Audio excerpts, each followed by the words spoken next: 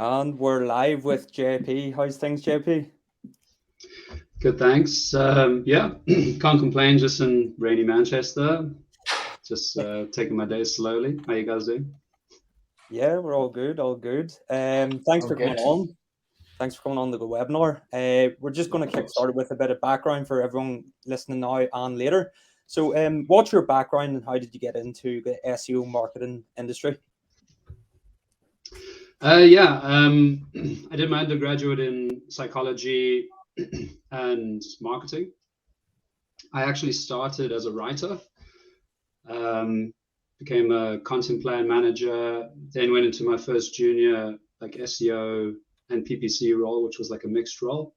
From there, I was helping out a bunch of people, building my own websites.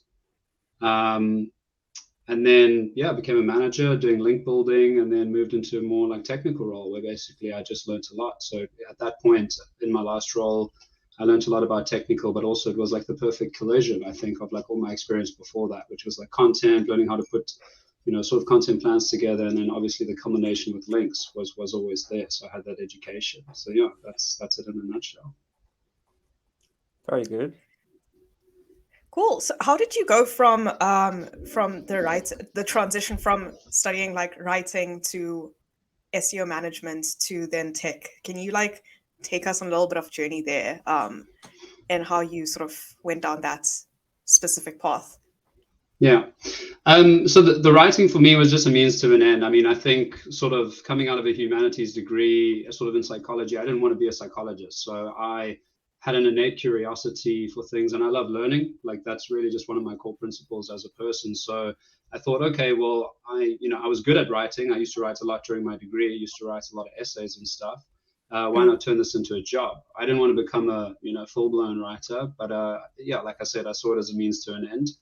I was pretty good at that, learning information, learning about different domains and synthesizing that. And because of that, my boss sort of said, okay, well, why don't you try managing the content plan? And I think like that'll be a good fit for you. And naturally it came to that. That wasn't so much SEO related in the sense that I was managing a lot of content, but it wasn't like full blown in the avenue. So I ended up doing like a couple of courses online. I did a like nano degree from Udacity, which is where I got that like title of an SEO. That allowed me to get a job going into SEO and PPC, which was a really nice segue into doing that. And from there, I really just applied myself. My first SEO job, I always tell people this, and I think like people think I'm like not being truthful, but when I say I had my head down learning SEO for like 6 to 8 months, I really did. So like I would wake up in the morning, I would study SEO because at that point I thought, oh, I got this whole SEO thing, I got this qualification, and then I got the job, and I was like, I don't got this thing. So I Yeah. it was a wake up call, and then so I thought for me, I overcompensated by just saying I'm going to learn as much as I can. I'm going to study as much as I can, read as much as I can. I was doing like an hour in the morning before I went to work, at work, learning all day long, and then when I came home, I'd also be doing that. So I advanced on this path of like extreme learning, and that's just how I put myself forward, and that's literally what I've been doing for the last like 4.5, 5 years is really just like trying to absorb as much as I can and invest in my own education. So yeah. Awesome.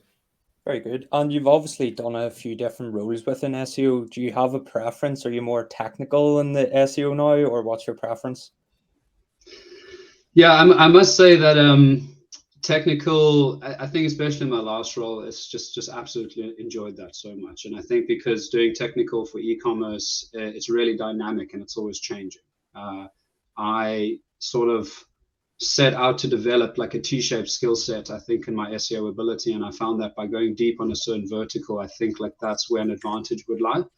And technical was that for me. So I thought, if I could understand websites, if I could understand automation, understand processes, and I think understand how the systems work, I think I would have a pretty good chance at learning the other stuff, which maybe sort of would come naturally to me, like doing content, and that's like in my native tongue and stuff. So it's very much about technical, but I'm also highly aligned with content. I love content, and that's because I love learning, right? And every time you do content and every time you build strategies for websites, it's about understanding the journey of how people are interacting with that business, using the content and making it come alive, and then setting that in motion. And and just learning and just discovering things about the world. So yeah, content's definitely off the tail there. Perfect. Cool. Yeah, it's funny, JP. I'm in your hometown, and you're in my hometown, and somehow we've done that flip. Yeah, do you see the decision to move to the UK? Was that purely influenced on wanting to improve your career, or did you just want out of Cape Town? Yeah, great question. Without going into too much depth, I was a bit, I was adventurous, right? So I was seeking something different. And at the time, I thought it was just about going out and traveling. But later looked back and thought, well, the choice I made, I actually won't go into details. I moved to Vietnam to work as a teacher. I did that because I realized I could work half the amount of time I was working, but make double my salary. And I felt like I had a lot to catch up on after leaving university. I was always working on side projects, but felt I didn't have enough time. So I thought if I could do this for a year, travel, have more time, earn more money, I think this would help me out. From there, I made the decision, sort of the long way around, to move to the UK, which it was my choice to move there. I knew that by moving to the UK, the opportunities were better. The industry was better, more developed, more people online, bigger digital sort of atmosphere. And I think because of that, the work that I fell in love with became more relevant. And that way I was able to follow my passion, but also get sort of compensated in for a way that I felt, just made me really happy in ways that I couldn't really do back in South Africa. And, I'm sure for reasons you're finding out, it's can be a bit difficult to break into the space there, and the market's not as developed, and that's just economics. So I think UK is awesome. I love it here, and it's innovative and it's always changing, and I love being part of that. And the UK SEO community has been nothing short of amazing. I think getting to know everyone here. But you chose Glasgow. Of all the cities and towns in the UK, you went to Glasgow. Because when I went to Glasgow, I went on one of the sunny days of the year, and I thought I could live here. This place is awesome. And then when I moved there, it was just really dark. So it was cool. I love Glasgow. Yeah, I think the UK definitely has a great SEO scene, and I don't know if there's any South Africans watching. Highly recommend trying to get out here. You'll probably get more job opportunities. More people from the UK are hiring there now too, right? But it's not really a thing here. Like there's not a scene here. It's interesting how you went into the UK, but looking at your track record, you've done really well. So yeah. Sometimes I'll look at keywords between the UK and then I'll go, I wonder how this is doing in South Africa, and it's always weird to see this. You could dominate over here though. Way easier. Yeah. Do you have a South African site?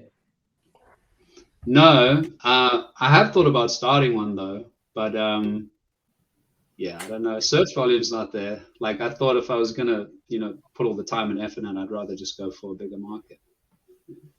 Fair enough. Less work. Anyway, Jay, what were you going to say? Yeah, just while we're on the topic of sort of traveling and stuff, it sort of brings it into networking events for me, because I live in Northern Ireland. I have to travel for events.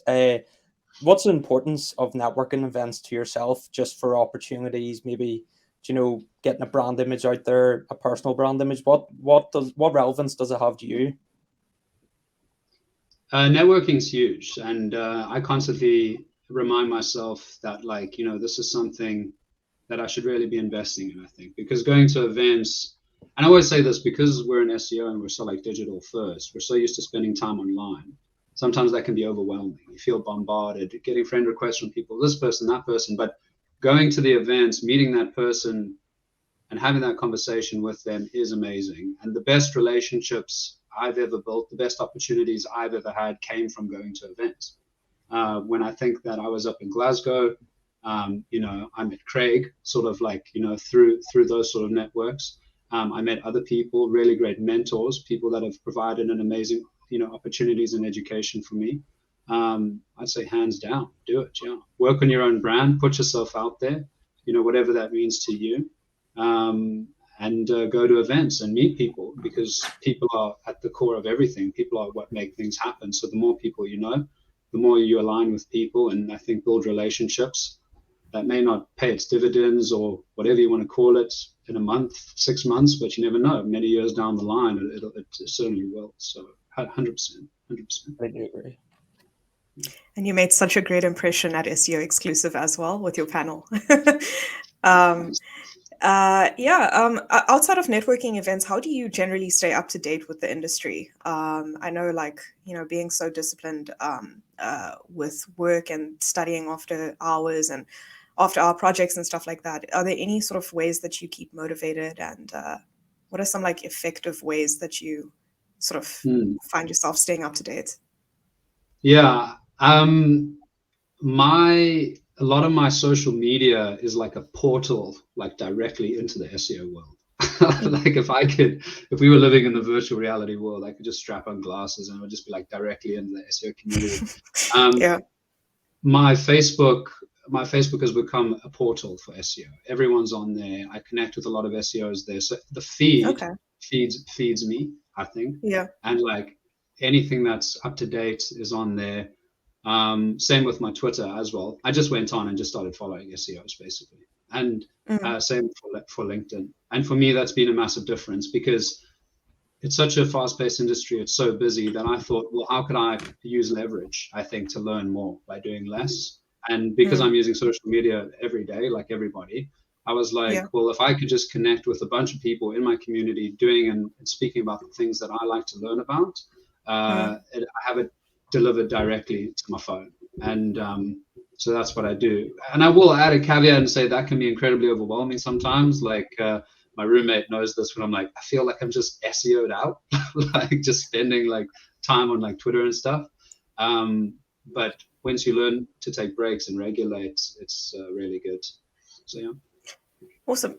Building off of that, how important, I guess, kind of relating back to the SEO Exclusive talk we had with Shoaib about personal branding, how important is personal branding on your accounts? Because you are quite active with posting about your recent findings and keeping a community up there. Do you prioritize it? Or is it sort of it's a work in progress. I will say that I've always been sort of notoriously shy about posting stuff online. I think the talk by Shoaib was incredibly inspiring, and I think that gave me a paradigm shift to say, maybe there's a chance that we give this thing a go. And I think I really liked what he said about framing the strategy like in alignment with core values, because that's kind of how I live my life. Like I said, one of those being learning, teaching, curiosity, and so what I've decided consciously is that I want to use that in alignment with my values, and I think start building my personal brand around that. Like I said, it's a work in progress. I'm kind of developing a content plan in the background, but I'm a bit busy right now. I'm gonna do it, and I think it's good because even though I've only kind of been doing it for a short while, I've been doing it for a long time, intermittently, sort of in a lot of bursts. The results have been incredibly positive, and I'm really just enjoying interacting with the community right now. So definitely going to be working on that, and I would encourage everyone to do it because it's awesome. Been really nice for me. So, yeah, looking forward to it. Yeah. Craig, we have lost your mic. Sorry. Oh, sorry. Yeah, I was going to say, it's quite fun. You kind of catch the bug for it. I find it quite therapeutic, just tweeting and posting away. Documenting everything, and you do pick up a few things. I saw someone today, they had taken, product images for like a best of X. They turned it into a GIF, and it was like a shoe, and the shoe would spin 360, and it just caught your eye. And I was like, that's a genius idea. Like, I would never have thought of that. Really good way of capturing the viewer's attention, just scrolling through the page. And I would never have thought of that. Got it on Twitter. Free piece of advice. I probably would have paid money for that. Twitter, as much as it will help get you a better job or whatever, or clients, you can get some real decent bits of knowledge from it too for free. 100%. Yeah, 100%. Yeah. There's so many just little nuggets out there. Like you'll come across something and be like, hey, that's incredible. Bookmark. And then like I just like my bookmark list just goes like 100 things. Yeah, definitely. Yeah. How do you feel like the skill stack has changed to be an effective SEO manager? Because let's face it, search is changing more now than ever. The threat of AI. To be an effective SEO manager, where should you be putting your attention? Where's your bandwidth going? What skill stack do you need?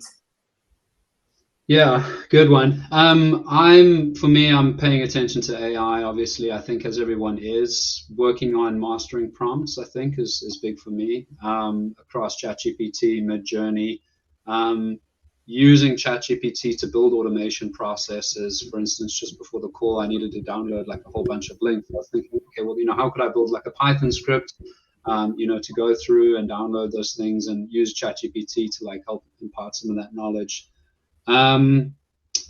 With the way we're going, I do think, with topical authority, that's going to be really big. So I think that people should be focusing on that, although that's, been there for a couple of years.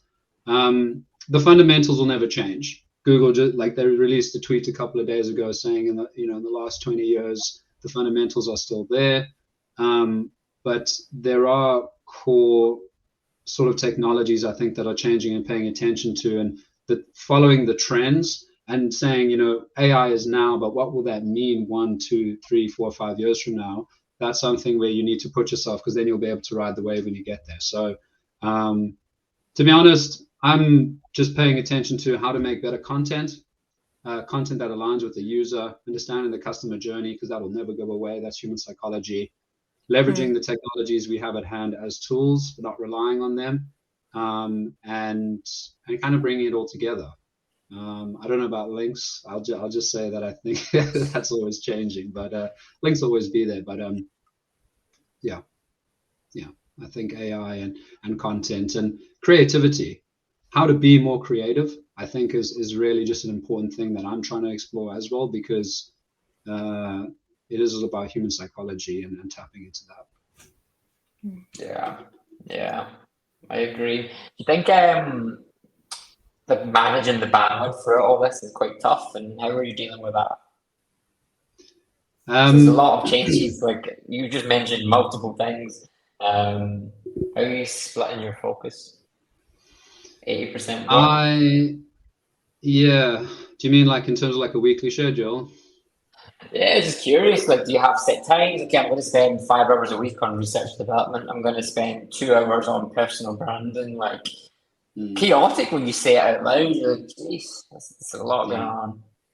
Yeah, it is crazy. I like to, in my spare time, I like to use, like I say, these feeds in my life, like social media, things I'll see on Twitter, things I'll see on LinkedIn, blogs I pay attention to. I like to use those as to like ping me, and then when I find something cool, I'll store it. And then I usually find that like if I have an hour before bed, then I'll have like some time to like go through and read up on something. And if I do like that, I'll make a note, and then I'll make a note on my Google Drive. Hey, read up more on this, or do something like that. I logged out of all my social media. I try to reduce all my scrolling on Instagram. I mean, I'm not perfect. Listen, like it happens, but I'm trying to replace that with learning, so that the moments I have free to myself, I can take, the most advantage of that. So it's really about finding time. And I am studying my master's at the moment, which has made it even harder. But it's about using the small moments in your day and not letting time go to waste, and just using those things to learn, and do it every single day consistently, so that like with time that grows and compounds. Jeez. An hour before bed. You must be dreaming about SEO. Non-stop, man. Non-stop. Yeah, I bought a tablet, actually. It's been really cool. I've actually increased my reading rate quite a lot with that. So, yeah. Respect the hustle. What, Kindle or? Samsung S7, which is amazing, by the way. I can draw on it. I use it for my masters. I put it here. Highly recommend. I was like anti-tablet for years, and now I'm like in love with it. I feel like an old man. I'm just like, I love my tablet. Yeah, it's great. Was that a Prime Day purchase? No, sir, it wasn't. No. Shame missed out on that one. On the topic of you have been highlighting learning quite a lot. Are there like sort of 3 standout qualities that you would say you'd look for in other tech SEOs? or 3 things that you sort of prioritize, I guess? Yeah, absolutely. In alignment with learning, I think curiosity is one of them. Being able to ask why. What I've come to learn, and whether this is right or wrong, is that when it comes to technical SEO, there's people behind those systems who built them. And I think when you know that, you look for the constructions. So you start to say, okay, well, like, why is that like that? Why did the developer build it this way? Why does the filter go to that? Why does this page come up? So always asking questions, and always being curious. And then the second one, someone who looks for problems and never assumes something's complete. So like always just being like, okay, wait, let's look into this a bit further. Okay. I have had an amazing mentor in my SEO journey, and he always said, if you look for problems, you'll find them. And I absolutely believe that is a core tenet when it comes to technical SEO, that if you're curious enough to look, go further, look deeper, look into the source code, explore things, you will eventually find something. So that's very, very important. And then in alignment with that is someone who's a critical thinker. So just don't take things at face value, and be brave enough to want to learn it, and to be like, you know what, actually, maybe I could see this a different way. Like maybe this isn't just like a thing. Not seeing a website as it is. A lot of people go in and say, oh, it's just a website. It's a page that I use. Remember that was always built by someone. So if you put yourself in the mind of the creator, you become a lot more critical about how it has been constructed. And that's really, really important. Yeah. I love the psychological approach that you're taking. Yeah, sorry, it's a bit deep. I love it. Yeah, Jay? Yeah, one thing I want to bring up. So I speak to candidates daily, and the junior exec and exec role, there is quite a large skill gap. Obviously, you've got agency in-house, and that's all depending on what you've been through. But would you give them any advice on like core fundamentals of SEO for people either starting their career or just in the early stages of what to focus on?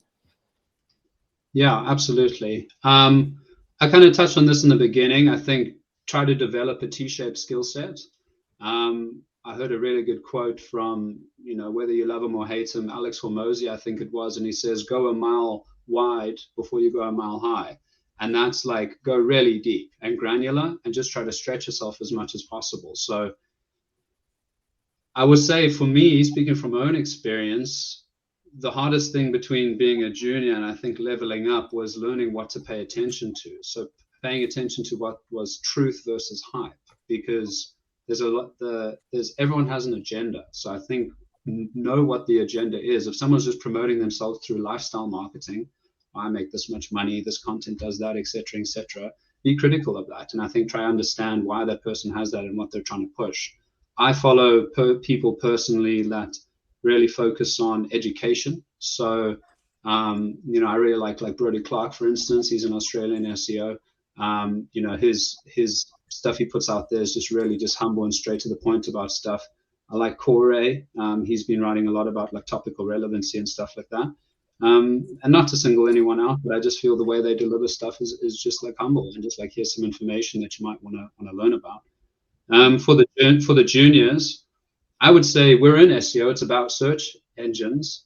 Learn about search engines. Read patents. Learn from people who are good at patents. Bill Slawski, Corey is obviously excellent with that. Understand why search engines were built. Read, like about the original Google. Read about Backrub, like why they built it that way. What the point of building it. Read the dissertation. Read the search raters guidelines, and don't think that what you're reading out there online, what's popular and what's getting a lot of likes on Twitter and a lot of followings and stuff is what's correct. Rather start from the fundamentals and try to learn from the ground up, and hopefully don't get lost like in that process. So, yeah. I think that's such a good point, because throughout our podcasts as well, we always, at the height of ChatGPT, when it first came out, we were talking a lot about AI and how it's going to affect juniors and stuff like that in their learning processes. And a lot of the time, the answers were find out the why, find the why, like go back to the fundamentals. So, it's great. Yeah. It's a great point. Yeah, Jay? 100%. And one other thing I love to ask in these webinars are, what's your favorite part of SEO? My favorite part of SEO. I'm going to sound so repetitive now. It's just learning, man. Yeah, it's just learning. Lifelong learner. It's the most challenging job I've ever had, in the sense that like it's always challenging me to level up and adapt. And I've always had this like motto, and it probably sounds quite lame, but I feel like Google is forcing us always to level up. Some of the smartest minds on the planet, people that have PhDs in computer science, mathematics, sort of even quantum physics, these are the types of minds that work for Google. These are the types of people designing these algorithms. There's a lot of brain power behind those. So I think taking the time to learn them and understand them is important. But yeah, not only learning about SEO, but every time you do SEO for a website or a different client or a domain, if you are willing to do it, it provides you an opportunity to learn about that world. And because I'm motivated by learning about a lot of things, I can say, oh, cool. You know, I can learn about, say, for instance, it was Ethereum client or a cybersecurity client. This is a project I can work on that will teach me about something I've never learned about before. By learning more about that, I become better at my job. I can execute the SEO better. And then I can become sort of like a miniature subject expert on that. So it is almost like the perfect job, where there's a combination of, this is really why I love it. It's a combination of marketing, human psychology, technology, and also you're always expanding your knowledge and expanding the things you know. So yeah, in a nutshell, that's it. Perfect answer. Perfect answer. 10 out of 10. How do you set goals as an SEO and as JP? And do they sort of cross a line? Yeah, the goals been a bit difficult with those just because it's so busy right now. But yeah, since I started my master's, I don't really have sort of time per se to work on goals, but the goal is passing. the goal is taking more time for myself, I think. Nice, yeah. I set goals that are in alignment with my value system as a person. So I think that if I use that as a driver or a motivation, and that's the core of my goal, I think that it will always provide purpose. So if I always want to learn, I'll set up goals about how I can, you know, always learn more, because then I'll feel fulfilled.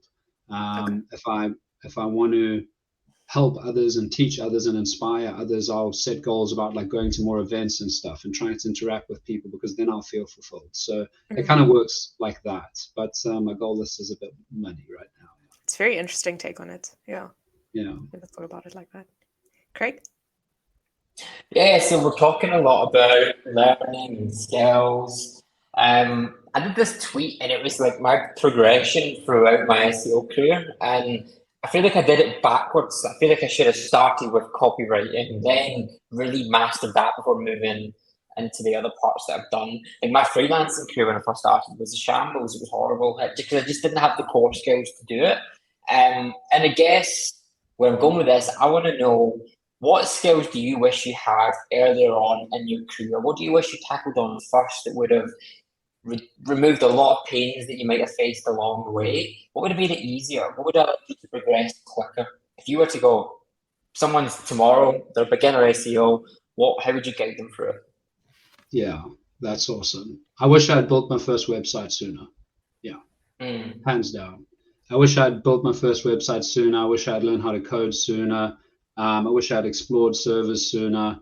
And I wish I'd studied semantics sooner. Yeah, that would have been a big one for me. I remember everyone in my university, they were, I'm taking a course on semantics. I was like, what are you going to use that for? I wish I had taken that course. 100%. Websites, semantics, language, bringing it all together, and then understanding how the algorithms compute language and how they build it, hands down. Did you see that post on LinkedIn yesterday? I can't remember who put it up, but they basically said if you couldn't rank a website before ChatGPT, you absolutely will not rank a website with ChatGPT. And I thought, that's so true. That's so true. And I think like the AI here is just going to encourage more complacency.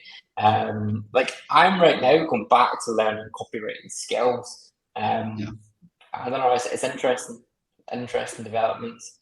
I agree, man. It's a hot take, but computers can compute, they can't create, right? I don't know how long that'll be valid for, but I'm with you on that. I think going back to copywriting is really important.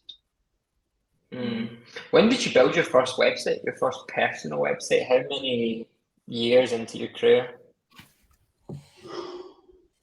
2, maybe 1, 2. Yeah. And how many did you build before you made money? 6, 7, yeah, 8. I don't know. Awesome. maybe I forgot about 1 or 2. Yeah, definitely around 6 or 7. Yeah. Yeah. What was the Hermosa's got another quote as well? What is it like? Most people take a year to write their first 1,000 words or something. And it's so true. Like, it just took you 7 websites where you made money. But I mean, this is why you're now ahead of SEO. So yeah, Well, I was very cool building to see the websites progression. for other people. Yeah, I felt very grateful for the opportunity they would trust me to build websites for them. So I was just enjoying the moment. Yeah. Very different though, building your own to someone else's. It's Many people like can't build their own, but can rank others. it's a labor of love, man. Honestly, but it's almost surreal. Like with my website that I have now, when I go into Google Search Console Ahrefs and I look and I go, and it never registers with me like that's mine. And then I just have to be like, oh, I did build that actually, and like that's a lot of time that like and got to this point. Yeah. Cool, man. Cool. Well, thanks, JP. Yeah, lots No.